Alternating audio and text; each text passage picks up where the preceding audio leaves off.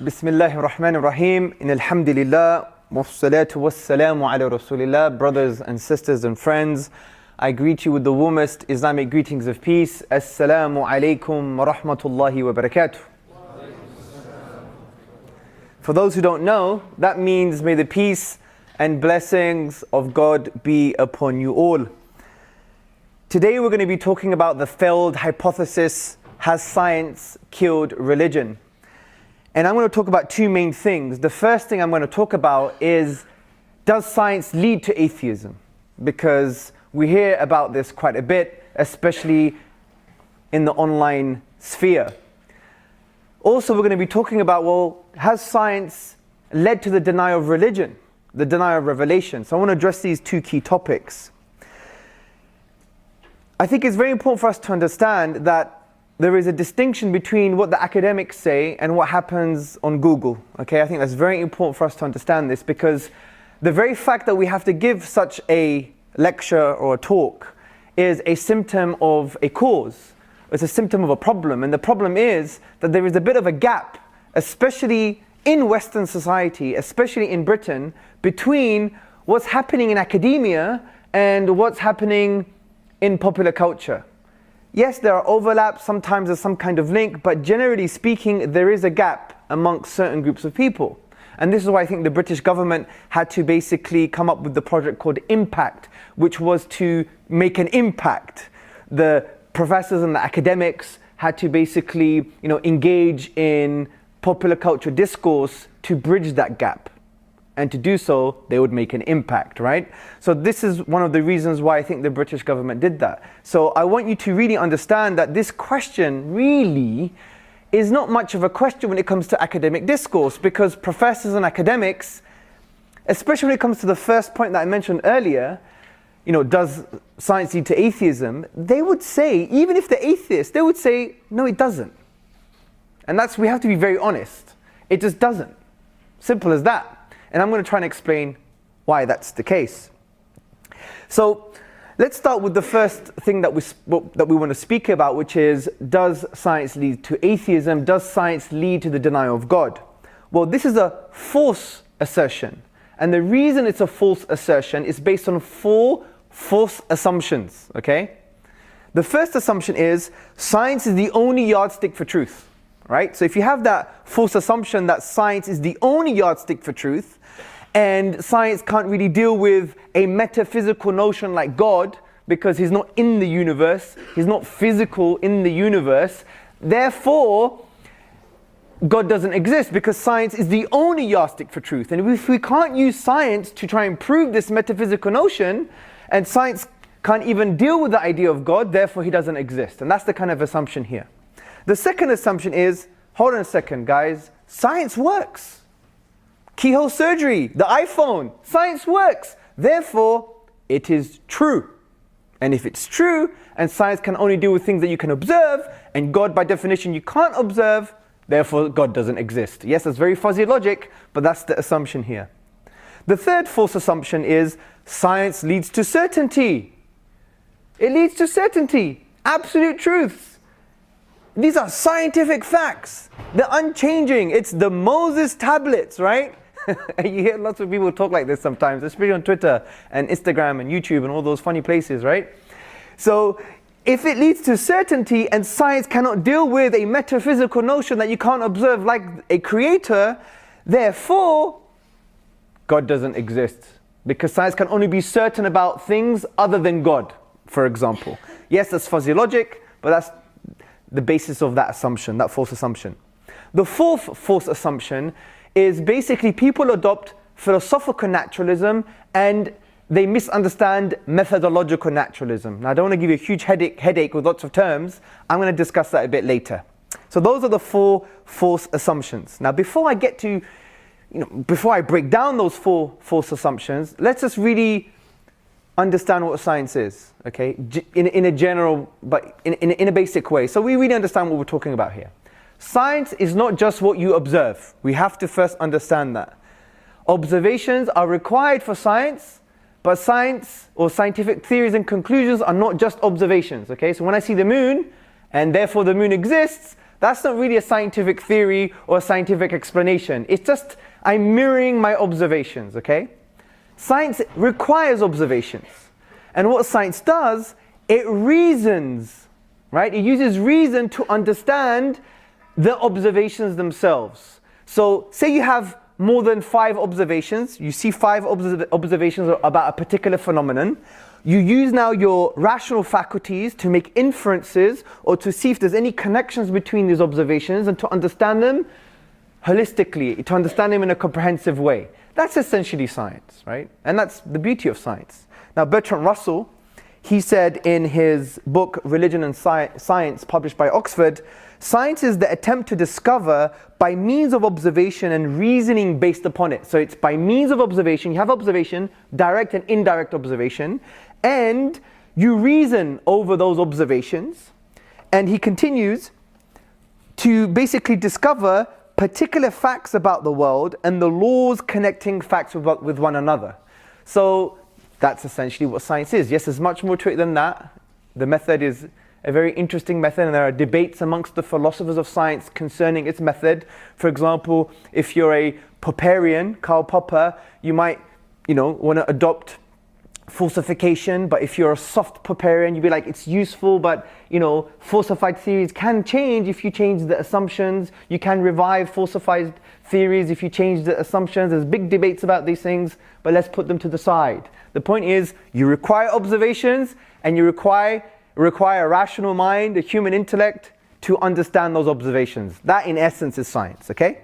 So, now we've got that out of the way, let's go to the first false assumption. Because what we're dealing with here now, we're basically saying, well, science doesn't lead to atheism, and the assertion that people express that science does lead to atheism is based on four false assumptions. The first false assumption is, science is the only yardstick for truth. Now, the first problem with the first false assumption is, it's self-defeating. If I say to you guys, science is the only yardstick for truth, and that statement itself has to be true, then I would just basically say to you, can you prove that statement scientifically? No, it's self-defeating. That's the first point. We can go home now.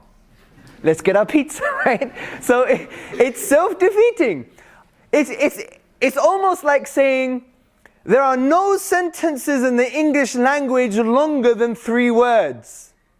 But I've just uttered a sentence that's longer than 3 words, okay? Now, that's the first point.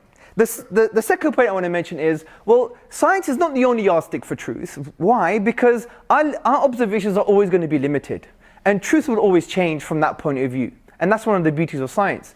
Now, the atheist and the philosopher of science and the philosopher of biology, Professor Elliot Sober, he basically says in his essay called Empiricism that at any moment in time, scientists are limited to the observations they have at hand. Now just think of it, just use your intellect here. It's so obvious that you may have another observation that can contradict your previous conclusions based upon your previous limited observations. So therefore, truth can change in science, which is one of the beauties of science. Truth can change. What we consider to be true can change. So science is limited to what it can observe. And not only can its truth claims change, but its scope and its area of focus is limited. Therefore, it can't answer other questions. Because there are many things that you can't observe directly or indirectly, but yet we believe them to be true. For example, necessary logical truths. You can't observe necessary logical connections or necessary logical links between logical properties in deductive logic. I know that sounds really crazy. I'm going to explain it later, okay? But you can't observe that. And by the way, you have to have that before you do science. So it's limited to observation. The third point, science is morally neutral. Or in other words, is amoral. Now, what do I mean by this? I don't mean scientists are immoral. Of course not. God forbid, right? What I'm saying here is, although scientists are human beings too, and sometimes we have a culture of think just because he's a scientist, he's like, the religion of the white coats, right? We have that kind of assumption sometimes in popular discourse, right? Anyway, so science is morally neutral. What do I mean by this? Well, there are many things that we take to be first principles in moral theory, in metaethics. Meaning that there are some things that we consider to be objectively morally true. There are objective moral values in the world. There are objective moral truths. Not all of them, but I'm a true believer that we all believe in objective moral truths, regardless of what society tells us, regardless of what individual minds tell us, and regardless of what our intuitions or our psychological, our emotions tell us, right? So let me give you an example. You go home, you're tired from work or university, and you turn on the television and you see breaking news. And the headline says, man beheads 5-year-old. Now, that's morally wrong, right? Yes? Yes? No? Okay. All right, let's assume you all said no, right? An emphatic no. Of course. So we said yes, rather. What was my question? I'm going to get myself in trouble. It's morally wrong, correct? Good. Now, next question. Is it objectively morally wrong?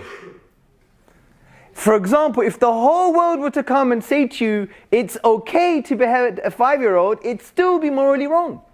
And if individual minds, right, and individual human beings with their own emotional disposition came to you and said, no, let me justify it to you intellectually and emotionally, you'd be like, no, it's still morally wrong. This is what we mean by objective. It's outside of the limited human mind in a way, outside of limited emotions, and therefore it requires some kind of grounding. What explains and takes into account the objectivity of that moral value and where did it come from? If we consider some morals to be objective in this sense, science has no say. Science is asleep. It has no say in this issue. Why? Because science can't provide a rational basis for the objectivity of moral values, for objective moral truths and values. Why? Well, let's remind ourselves what Charles Darwin said. He gave an extreme example concerning this notion. He basically said, if we were to be reared under precisely the same conditions as the hive bees, we would think it's okay to kill our brothers and okay to kill our fertile daughters.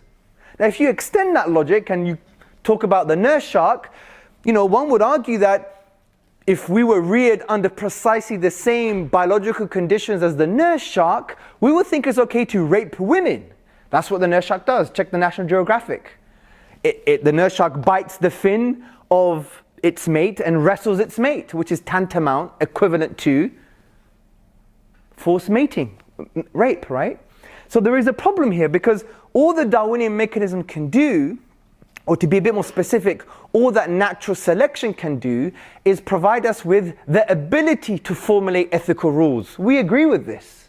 It gives you the ability to formulate ethical rules, but it doesn't give you a foundation to justify or take into account objective moral truths. Why? Because these morals are subject, not objective anymore, they're subject to inevitable biological changes.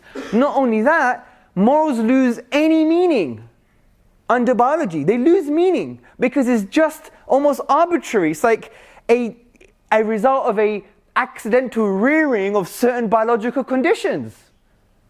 That's why science is amoral from this perspective, or morally neutral from this perspective.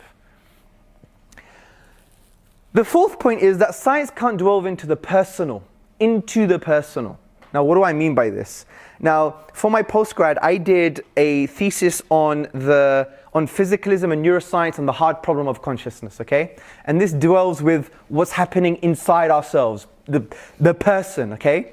Now, science can't deal with the hard problem of consciousness. Yes, it does great work concerning, how we think, cognition, the fact that we are able to think, and it can deal with all of these things. But can science deal with what really makes us human? The fact that we have inner subjective conscious states. For example, who likes strawberries? I'm thinking of strawberries. I had 400 grams of strawberries this morning. That's what I'm thinking. Right? Everyone likes strawberries, right? Now, when you have a strawberry on a Sunday morning with some double cream, there is an internal experience that you're having. There's an internal subjective conscious experience that you're having. You could ask the question, what is it like for Abdul or Susan or John or Fatima to have a strawberry on a Sunday morning dipped in double cream? What is it like? And that answer cannot be found using science, because we're dealing with someone's inner subjective conscious state. And if I were to know everything about the human mind and map out all the neurochemical, electrochemical happenings and firings, right, and correlate them with someone's experience, I will still not know what it's like for that person to have that experience, because it's just neuroscience is a study of correlations. It's just a study of correlations. So I would not know what it's like for that person to have that inner subjective conscious experience. All I have are utterances, linguistic utterances of the description of the inner subjective conscious state. It's crispy, it's sweet, it's lovely, right? Or whatever the case may be. These are linguistic utterances which represent meaning, which is a representation of what's happening inside. You still don't know what is sweet for that person and what is crunchy for that person. That's the hard problem of consciousness. In a nutshell, it requires another lecture, but that's generally it, right? This is why Professor Thomas Nagel, he makes a really good point, and he raised this point in his famous paper, I believe it was published in 1973 or 1974, when he wrote, "What is it like to be a bat?" Right? And he said, look, science is a problem. Methodologically, it's limited because science is third-person fact. So how can third-person fact deal with first-person fact? There you go. And the debate continues, right? By the way, I'm not saying I've solved the problem here, or I'm expressing, all the views in 5 minutes. That would be highly arrogant of me. It's a big, massive discussion. But generally speaking, when I give these lectures, it's to plant seeds in your heart and mind so you continue your own intellectual and spiritual journey. I'm not here to teach you anything. Rather, I consider these lectures therapy for myself, right? So, the next point. Science can't answer why things happen. That's another limitation of science. Imagine my auntie came along here, right? And my auntie's very good at cooking. And she baked a nice chocolate gâteau. Massive one, like 25 inches, right? Chocolate gâteau, right? And then she left. She vowed silence and she left. Let me ask you the question as a scientist. Why did she bake the cake? Why? Come on, scientists. Why did she bake the cake? Sorry? To be eaten. Maybe not. Maybe she just wants to show how artistic it is. That's an assumption. Why did she bake the cake? Oh, scientists. What's the purpose of the cake? That's what we mean when we're saying why. Well, you would never know. But if I asked you how she baked the cake, you don't have to ask her. If you have the right tools, the right method, and the right amount of time, you could tell me how she baked the cake. You could test the kind of, protein bonds and all. My science is rubbish, but you know what? We know what's going on in a cake. Something's happening in a cake. There are protein bonds in a cake, right? Well, there you go, I was right. Don't laugh at me. So there's some biology stuff happening and chemicals happening, right? You could assess that and find out how she made the cake, but you can't tell me why on earth she made the cake. So science is limited from that point of view. It can't tell you about the purpose of things. The next issue is that science is not the only yardstick for truth, because there are other sources of knowledge. And for me, this is the most frustrating. It's like people are not even bothered to read a basic philosophy book. Philosophy 101.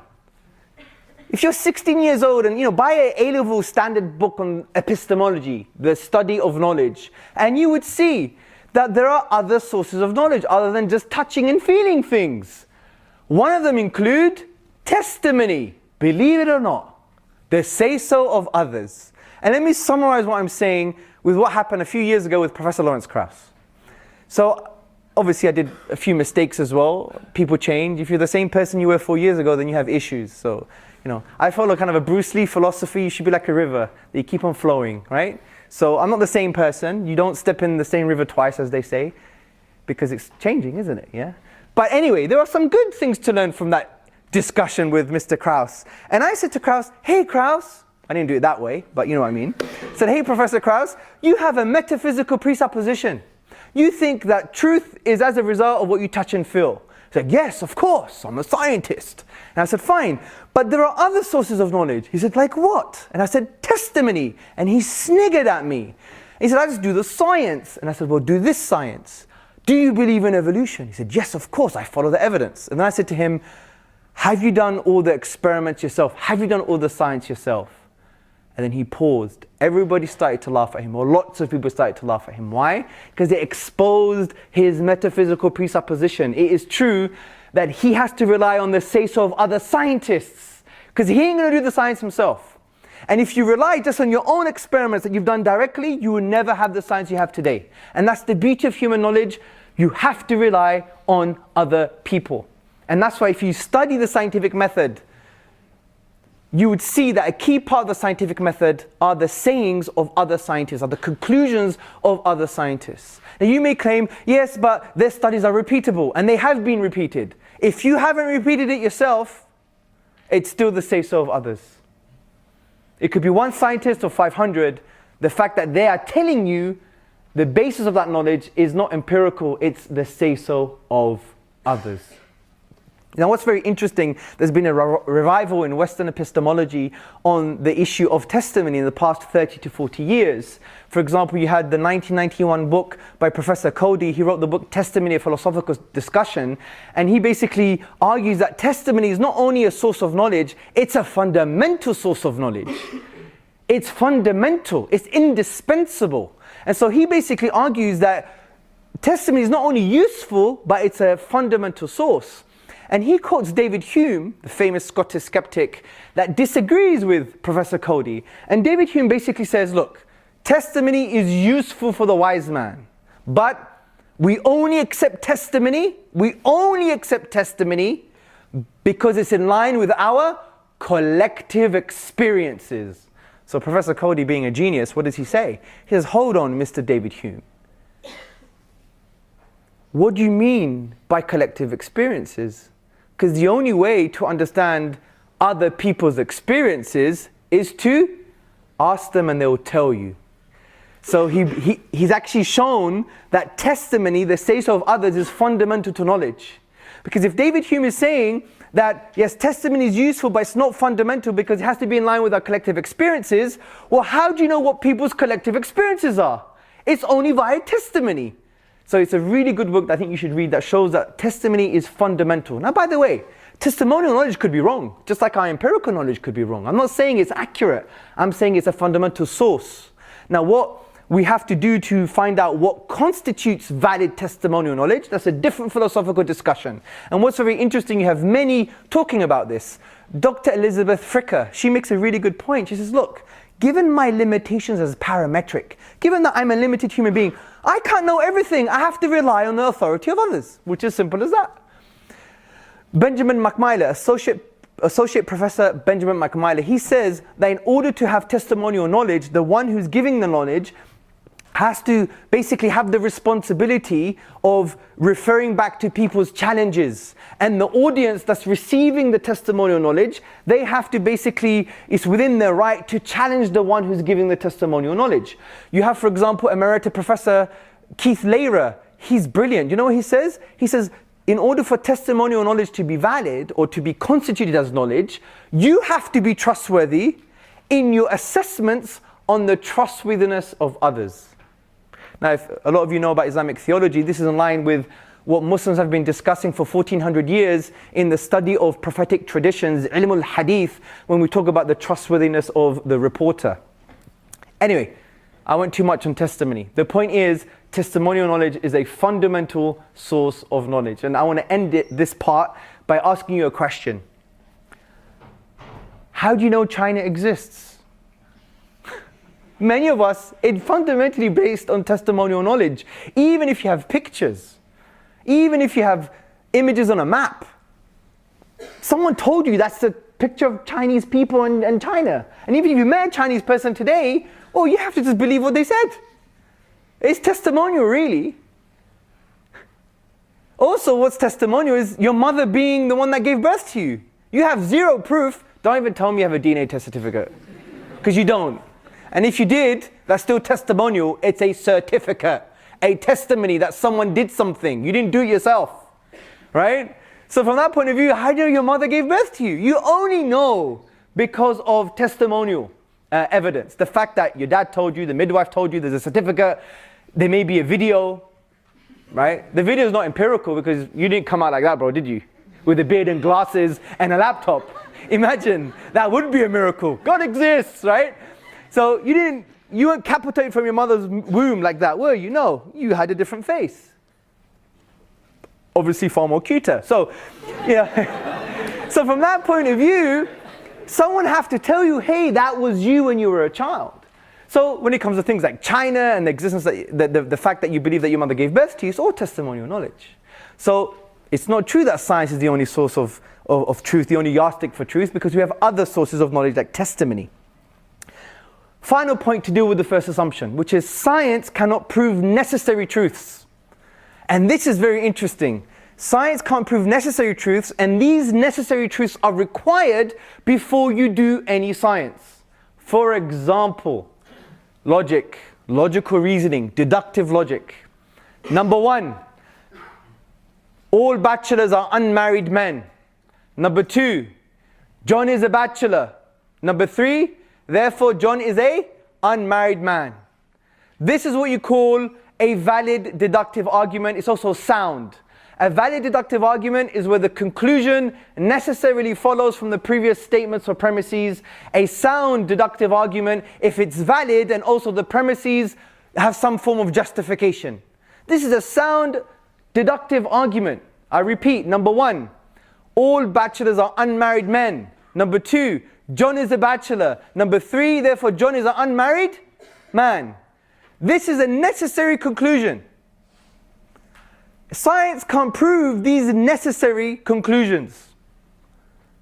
Because we know that the conclusion necessarily follows not because of the meaning of the previous premises, but rather there are logical relations between the logical properties of that deductive argument, of those premises. There is a logical relation between unmarried, John, bachelor, and men. There is a logical relation. Science cannot warrant, take into account, justify, explain those logical relations.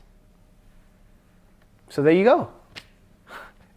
You need this before you do any science. And to claim that science is the only yardstick for truth is extremely problematic because you require necessary truths like deductive arguments or logical relations between logical properties in order for you to even do any science in the first place. So the first assumption, in my humble opinion, is not a valid assumption. Next point.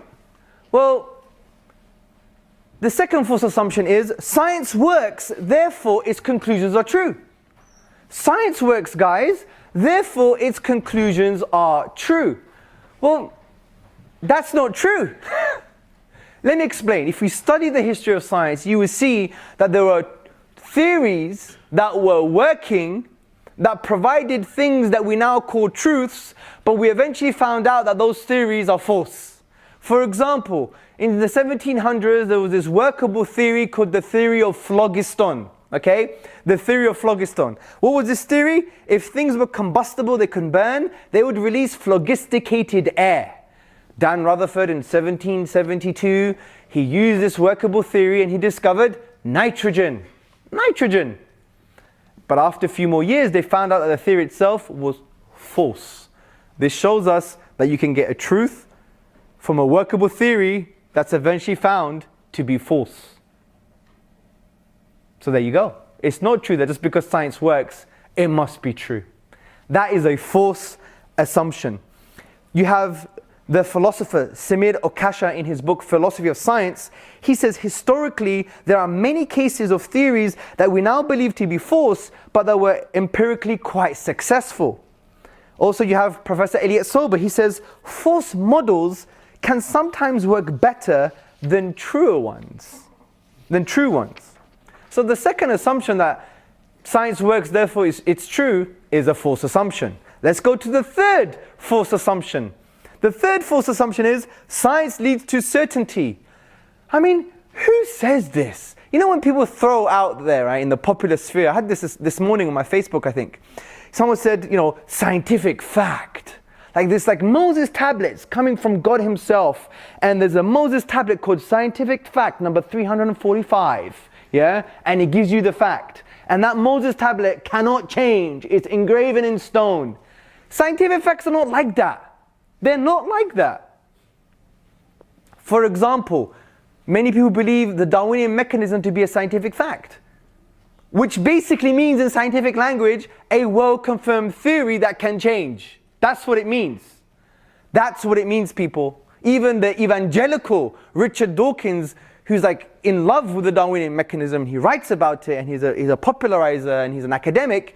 He even said, I think it's in his book, The Devil's Chaplain, he said, well, in 10 years or in the future, we could have future observations that can really contradict or change the way we see the Darwinian mechanism. It could look completely different. So when we say scientific fact, we mean it's well confirmed, but it may change. Some scientific facts are unlikely to change, some are likely to change. But the point is, they both have a likelihood to change in some way. So, science doesn't lead to certainty from that point of view. Now, why is it the case that science doesn't lead to certainty? Because of the problem of induction. Science relies heavily on induction. What is induction?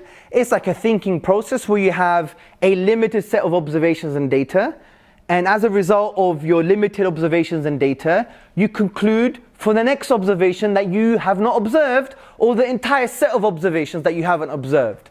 It moves from the known to the unknown. For example, if I've observed 1,000 white sheep, I may conclude the next sheep is going to be white. But is it true? Is it necessarily true? Is it 100% true? No, it's likely to be true given my observations that are limited. But I may observe a black sheep, right? So that's the problem of induction. It's probabilistic. It's not what you call definite knowledge from that point of view. It may change. You may have a future observation that contradicts previous conclusions. So let me give you a principle just for it to be in your mind. There can always be a new observation that can be at odds with our conclusions based on our limited data, based on our previous limited data. I repeat, there can always be a new observation that can be at odds with our conclusions based on our previous limited data. And that is the beauty of science, because it changes and it adapts as a result of the new observations, indirect or direct observations we have experienced.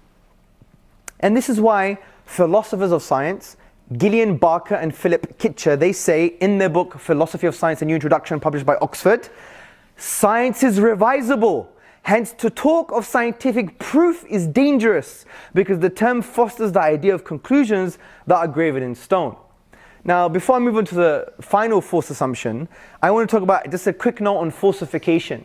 Now, Karl Popper, he understood the problem of induction. His science, you can't prove scientific theories to be true in a philosophical sense. You can't prove scientific theories to be true in an absolute philosophical sense. You could just show that they're well confirmed, but they may not be true from that point of view, from a philosophical point of view. And he felt that was a problem, and he agreed you can't solve the problem of induction. So what did he invent, if you like? He basically brought into existence this idea of falsification. He said scientific theories can't be proven to be true in an absolute way, but they can be proven to be false. The knowledge that you can have is knowledge of what theories are false. That's the knowledge that a scientist should be looking for. And he called this falsification. Now, what is falsification in a nutshell? It is the following. If a theory claims that something will be observed under certain circumstances and it is not observed, then the theory is proved false. Listen to this theory I made up earlier. Ready? All birds that die on a Friday will do so in mid-flight. Theory. Beautiful theory, yeah? All birds that die on a Friday will do so in mid-flight. How do you falsify this theory? You observe a bird that is not flying, it's on the ground, and it's walking, and it's a Friday, and it died while walking. My theory is falsified. That's falsification, okay? Now, what's very interesting is he was not entirely true, because you could have falsified theories that can be brought back to life. It's like an epistemic intellectual resuscitation. And all you need to do is change the auxiliary assumptions. That's why many academics, scientists, and the philosophers of science, they don't really take falsification 100% seriously from the point of view of being a hard Popperian. They're more soft Popperians. It's useful to have theories that are falsifiable, but it's not as simple as that, because if you tweak the assumptions, a theory that was dead can be revived. Let me give you an example. How did we discover Neptune? Does anyone know how we discovered Neptune? You don't know? I found it. I'm joking. We discovered Neptune because, orbits were like, wow, orbits are really nice and they're smooth and they're doing their thing, right? And, if we have another planet like Uranus, its orbit should be the same smooth, musical, cosmic dance, right? But Uranus seemed to be a bit drunk. It had a wobbly orbit, the perturbations of Uranus. It was like, woohoo, I'm a bit tipsy, yeah? So Uranus was tipsy. So the problem here is, what do? Do they now say, look, this has falsified our theories about orbits? No. They just changed the assumption. And what was the assumption? They said there's no other planets. So they changed that assumption, saying maybe there's another planet that's closer to Uranus that is affecting the orbit of Uranus. And that's how they discovered Neptune. So falsified theories at the onset can be revived as a result of tweaking your assumptions, and by tweaking those assumptions you discover new scientific truths. And there you thought science was simple. So, next point. The fourth final assumption behind the assertion that science leads to atheism, which is based on philosophical naturalism and methodological naturalism. Let's discuss this assumption. So, people who believe that science leads to atheism, they really hold a non-scientific assumption. What is that non-scientific assumption? It's the philosophical worldview of philosophical naturalism. It's not scientific. What's philosophical naturalism? Philosophical naturalism is based on three things. Number one, the belief that there is no divine, the assertion that there's no divine. Number two, the assertion that all physical phenomena can be explained, by physical processes. And number three, there is no afterlife, which is similar to the idea of that there's no divine. So what's philosophical naturalism? There's no divine, no hereafter, and all phenomena in the universe can be explained by physical processes. Now what's the problem with that? If these are the lenses that you put on your eyes to see the world, then what are you going to see? You're just going to see the denial of the divine, because these are your lenses, right? Say you go to an optometrist and you buy some glasses, Calvin Klein, the Atheist edition, you put it on your face. What are you going to see? You ain't going to see God nowhere. You don't see no divine power, right? That's it. And that's why you have the likes of many scientists that we all respect for their scientific endeavors, but frankly, they had the wrong lenses on. And they had non-scientific assumptions on their faces as lenses, which was Calvin Klein Atheist edition, right? And so if you adopt that false philosophical assumption that basically is literally based on blind faith, in my view, then all you're going to see is the denial of the divine, because you started with that premise. You've put those lenses on. And even the atheist himself, Professor Michael Rules, a very honest atheist philosopher, he says, if you want a concession, I've always said that naturalism, philosophical naturalism, is an act of faith. Faith. And that's why when you discuss with people, don't discuss the science, discuss the assumptions that people are holding, and you have a more fruitful discussion. The next part of this assumption is methodological naturalism. Now, this is not a problem for theists, especially the Islamic tradition. Now, what's methodological naturalism? It's basically the assertion that for any scientific conclusion or theory to be scientific, it cannot refer to the divine power or creativity. That's all it's saying. It doesn't say God doesn't exist. It just says, for your science to be science, for your conclusion to be scientific, for your theory to be scientific, just don't refer to God's power or divine wisdom or creativity. Now, this is not a problem for the Muslim, because the Muslim believes that the whole universe is made up of physical causes. And these are asbab in Arabic. These are causes that God has used to manifest His divine will. That's not a problem for the Muslim. But what some people do is they conflate methodological naturalism and they think it means philosophical naturalism. No, because you could be a methodological naturalist, like when you do science you don't refer to God's divine power, creativity, but you could still be a theist that believes in God. Of course you can, there's no contradiction, because your philosophy could be, well, those physical causes are a manifestation of the divine will. No problem. So they conflate methodological naturalism with philosophical naturalism.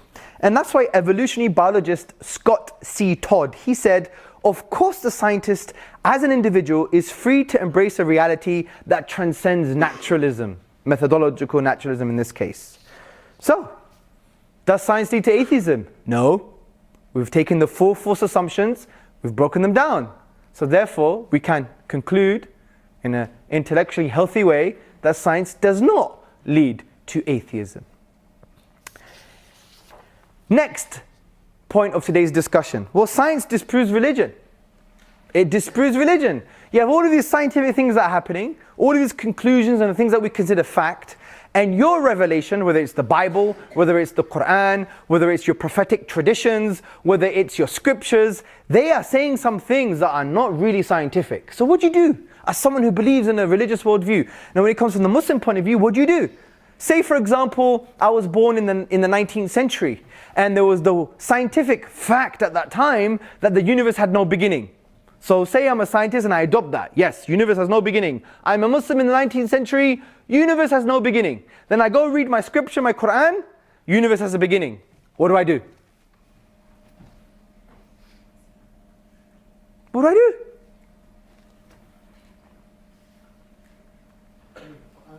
Sorry? I believe the Quran, he says. Sorry? Toss a coin? Okay, let me go heaven or hell. Let me toss a coin. Joking. You have to believe in the testimony of some people, right? Well, that's a very good point. He's been listening. See, from my point of view, you could do both. Let me tell you what I mean by both. I'll be very careful here. You can, as a scientist, accept the fact, given what we discussed about the philosophy of science, doesn't lead to absolute certainty, can change, can have future observations that contradict previous conclusions. You can accept as a limited human endeavor that produces limited conclusions that are not absolutely true. And you can accept it practically as a scientist, that based on our human limited knowledge, that this is what we've concluded, but it's not true that I have to enter it into my creed and my philosophical worldview, but it's true from the point of view that it's just practical. But I can still accept the Quran because it comes from a source that is true absolutely. And therefore you could never say science now contradicts revelation, especially from a Muslim point of view, because you've just committed an epistemic disqualification. One's human limited knowledge, one's divine knowledge. It's as simple as that. And you can't even compare the both, because one is, for example, one understands the picture, the other just observes the pixel. It's not a problem. You could respect both and you could adopt both. One practically and understand it's limited and it's as a human endeavor and we're just doing it practically. And you keep with the divine revelation because you know it's from the divine. Now that's a different discussion obviously. How do you know it's from the divine, Hamza? Different lecture, maybe next year. But the point is, don't commit this epistemic disqualification by saying, here's some scientific truth that we know that may change. And if now, since we've learned some things about the philosophy of science, it may not be absolute. And it seems to contradict religious discourse, the Quran for example, and we can't reconcile it at all, right? That's another assumption. Assuming that you can't reconcile it, what do? Well, you accept both. One practically, and one you accept philosophically and in your creed. And you know it's absolute. The other, it's just a pixelated understanding of the world. Allah, God has the picture, we've just got a pixel. And that's just life. And that's the history of science for you, really. Now, let me give you a case study. Darwinian mechanism. Because for some reason, and I don't really get this, for some reason Muslims, even Christians, our beloved brothers and sisters in the Christian tradition and other religions and people who believe in God, and even people who are just in the middle, right? And people on the fence, they're skeptics, they don't know what's going on. They think Darwinism is a problem for religious discourse. It's not. I just don't get it. It's I've been seeing in the sidelines for the past few years thinking, what's the problem? How is there a problem? I don't get it. If someone just understands and studies the foundations of science, the philosophy of science, this wouldn't become a problem for you anymore. Let me explain why. Darwinism suffers from all the limitations that we just spoke about in the philosophy of science. And we've developed a thing called PAD. Darwinism suffers from PAD. It's probabilistic, it has its own assumptions, and there are academic disputes about certain aspects of Darwinism. This doesn't mean you reject it. Oh my God, no, yeah? It's not like, this force of evil that you just reject now. You accept it practically with the notion that it's probabilistic because it's based on limited data. You may have future data in genetics. For example, epigenetics seems to be, a bit of a challenge to the kind of old school thinking on the Darwinian mechanism. Right? I'm not a scientist, I don't know much about this. It's based on testimony, of course. But things are happening, right? Things are happening. So you may have future observations and understanding in genetics or other things that can contradict previous conclusions about Darwinism itself. So it's probabilistic. You don't have all knowledge. You don't have all the observations, right?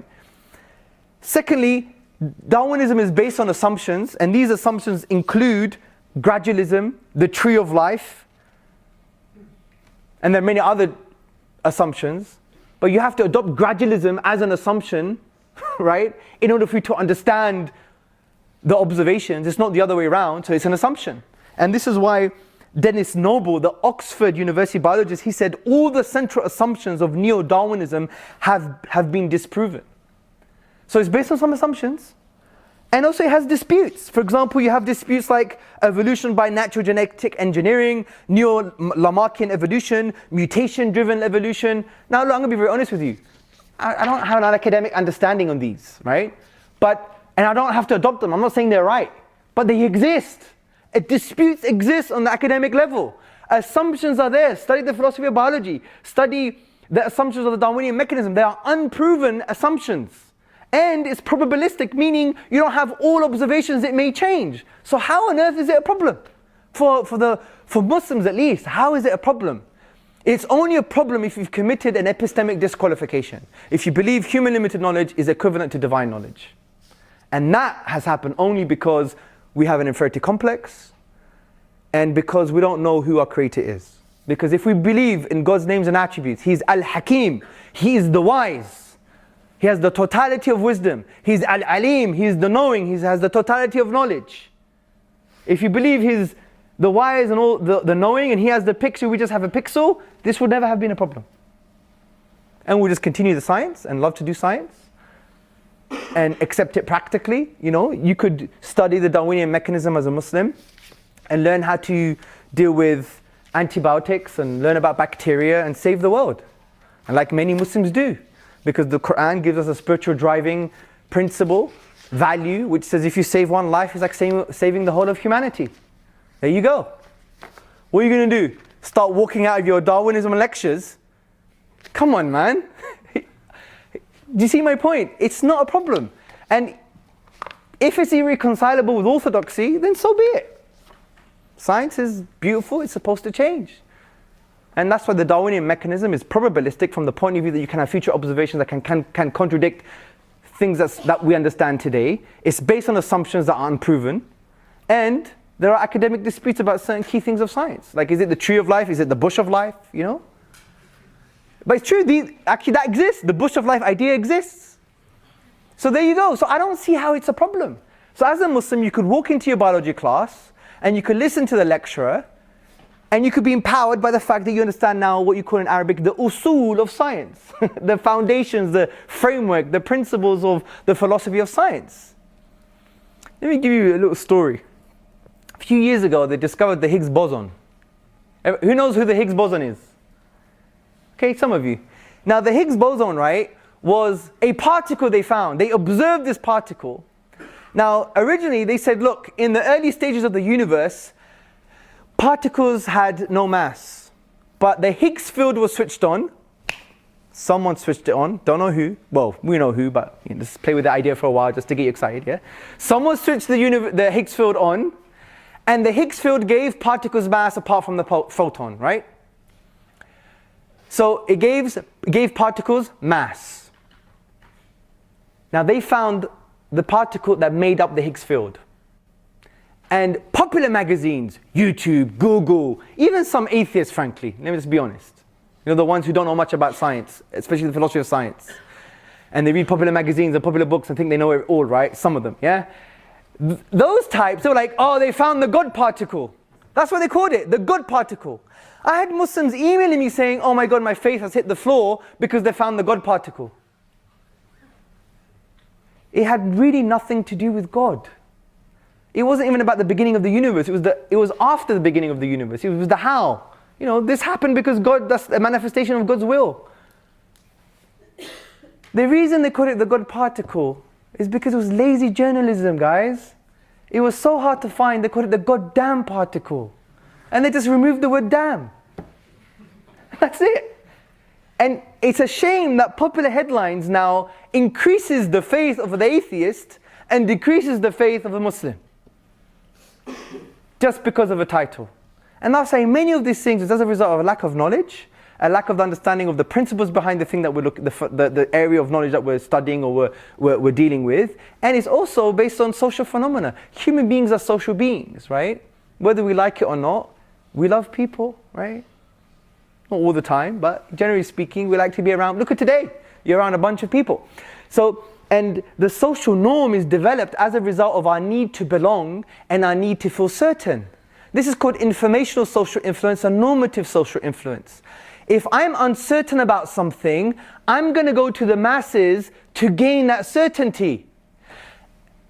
Conversely, if I'm certain about something but I have a need to belong, I may give up my beliefs just to adopt your beliefs because it's the consensus or it's the masses.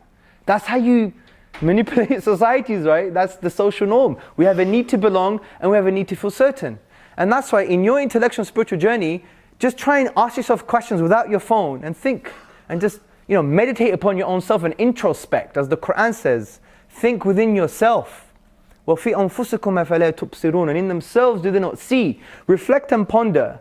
أَوَلَمْ يَتَفَكَّرُوا فِي أَنفُسِهِمْ. Reflect within yourself and find out, is it really because of a scientific principle that I'm denying God? Is it really because of, there seems to be some kind of contradiction here? Or is it because I just want to belong and I'm just not certain, I don't have the right answers?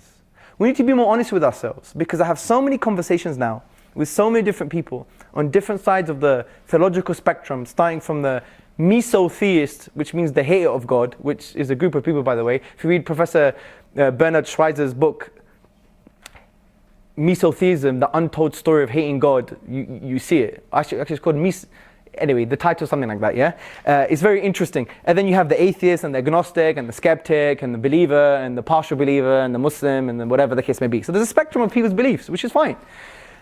When I speak to all of these people, many times it's not really intellectual argumentation. I'm going to be honest with you. It's not. And I've realized in my old age of 37 years and just learning from my own mistakes, is I've realized that there's something else going on. And I want to end by making you understand something about first principles, okay? And I'll end on this, we'll have Q&A. Everything has first principles. Everything. Now if you've been attentive to this lecture, science has first principles or assumptions. For example, you have to believe in an external universe with external causes in the universe in order for science to work. If you don't believe in external causal connections, game over. You can't really do science. So you have to believe that assumption. It's an assumption. They haven't even solved what a cause and effect is and the link between them is yet. Study metaphysics and philosophy. When I did my postgrad and I did metaphysics, I was like, I'm not doing my essays on this, yeah? It was too much for me. It was wow. It's like they haven't sorted it out yet, especially when it comes to causality. But you have to adopt it as an assumption, a particular view as an assumption, or you have to assume it in order for science to work. So science has assumptions. Mathematics has assumptions. For example, if you study calculus or set theory, you have to believe in infinites. Although you can never observe an infinite, but you have to believe in them for it to work. And if you look into the philosophy of science, look at the list of assumptions. One of the assumptions are Infinity exists. That's it. They just have to say it exists in order for everything to work. Even maths has assumptions. Science has assumptions. Maths has first principles and assumptions. And these are important to have in order for that field of knowledge for it to grow. Politics has an assumption. The idea of freedom. Freedom itself, not political approaches to freedom, but the idea of freedom itself. The idea of freedom itself, which there is a consensus amongst philosophers that they believe that it has intrinsic value. It's not just instrumental. Freedom is not good it's not useful for a good end. Rather, it's an end in itself. It's intrinsically valuable. And when you ask, well, how do you know? They say, well, we don't have to tell you, because if it's intrinsically valuable, it doesn't require evidence. They say, well, how do you take into account the fact that you think is intrinsically valuable? Do you know what the answer is in academia? You won't believe it. It's based on our intuitions. So one of the first principles here is that we can use our intuitions to basically take into account key philosophical ideas. Put that in your philosophical pipe and smoke it. Yeah? That's like, wow. So you even have that in politics. You have first assumptions and principles you have to adopt in order to make sense of the phenomenon that you're discussing or studying or trying to comprehend. Even neuroscience has assumptions. Then study Moderato, Manzotti, study Rosen, all these guys. Neuroscience is not philosophically free. You have all these popular magazines. They found consciousness in the brain, some fuzzy thing, tweaking, going up and down, some electrochemical activity in some area of the brain. No, that's just rubbish. Get the real paper, see what's really going on. It's based on an assumption. Neuroscience is based on an assumption which is philosophical. It's not even scientific.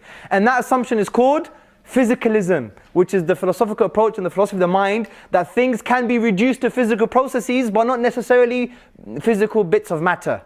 Physicalism is a philosophical assumption that neuroscience needs in order for it to understand what's happening in the brain concerning correlations between electrochemical activity and inner subjective conscious states.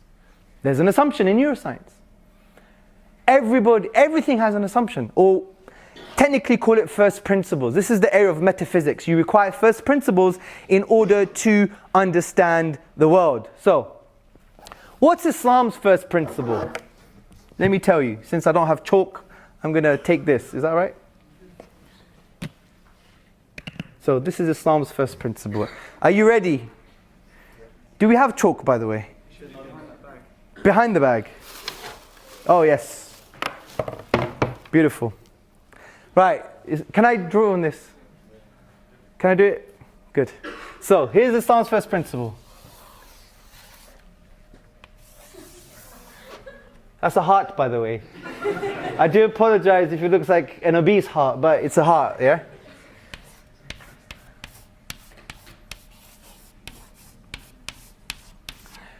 So, Islam has a metaphysical view of the human being. It basically says every human being has an innate primordial state called the fitrah. Coming from the Arabic word fatara, which you have words like fatrun and fatarahu, meaning something has been created within us. And there's knowledge in this fitrah. We're not a tabula rasa. There is primary knowledge contained in your innate primordial state. That's why children smile even if they're blind. This is why we praise things all the time by virtue of their attributes, even though those attributes don't affect us in any way. We say bravo, we clap, we laugh. Because there is knowledge in the fitrah of what? That God is a reality, or the Creator is a reality, and He deserves praise. He deserves praise, right? This is contained in the primordial state, and you see it expressed in human beings all the time. Whether we like it or not, it's expressed in human beings. The idea of causality, prior causal conditions, prior creative power, we attribute even when we're atheists. We just have God replacements. It wasn't God, it was the multi-universe, yeah? It was the multiverse.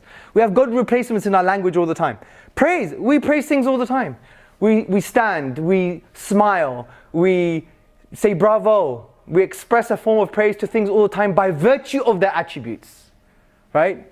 If you like football, you like Ronaldo, you're like, wow, that was a wicked goal. Why? Because you praised him by virtue of his football skill, but he doesn't really benefit you in any direct way. So this is based on a prophetic, profound tradition of the Prophet Muhammad upon him be peace that can be found in the authentic narrations as narrated by Muslim, where he said that every child is born in this state, this primordial state, which is acknowledgement of God and the affinity to praise. But what happens as a result of parenting, society, sins, education, etc., is that this primordial state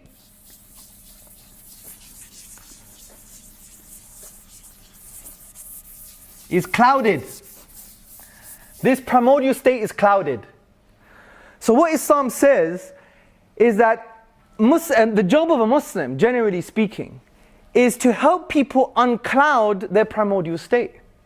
How can you do that? You can do it by using reason. You can do it by using love. You can do it by using questions. You can do it by basically getting people to see their experiences, negative, positive, or spiritual, in a different way. These things are not ends, they're just means to awaken the truth within, so it shines through. And this is why in our discourse as Muslims, sometimes we rely on this too much. Sometimes we don't rely on anything.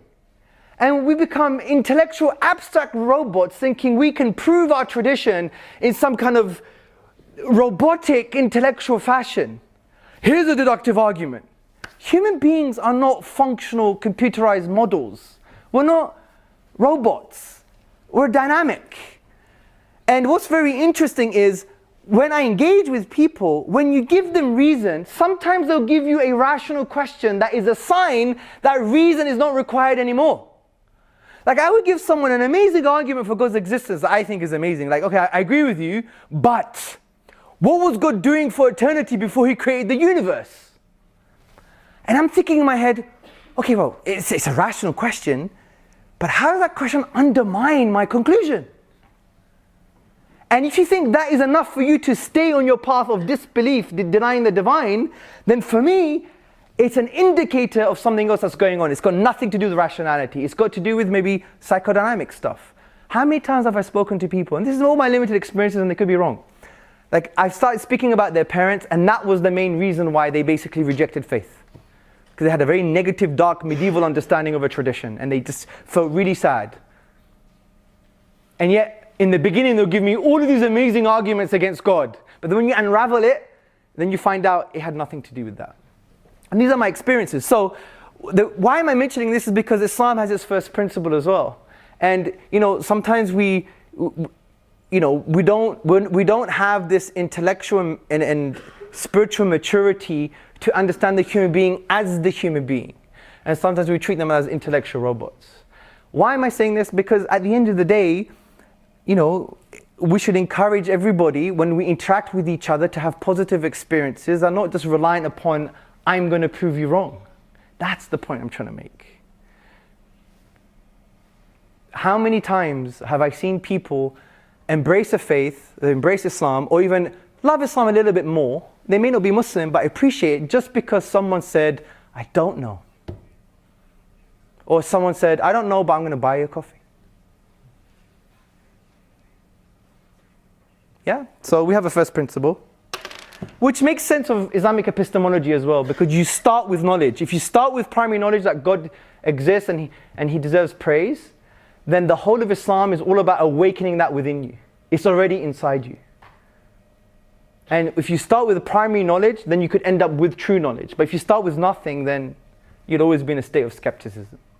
Anyway, there's more to it than that, but I thought I'd bring that into the discussion. It's the end of the topic. I think we can conclude that science hasn't killed religion, hasn't killed God, or led to atheism. And one of the reasons for that is because when we study the philosophy of science, we will see that science is beautiful, but it's not what we thought it was. And it's not enough to use as a baseball bat to break down the divine and break down His revelation. So, thank you very much for listening.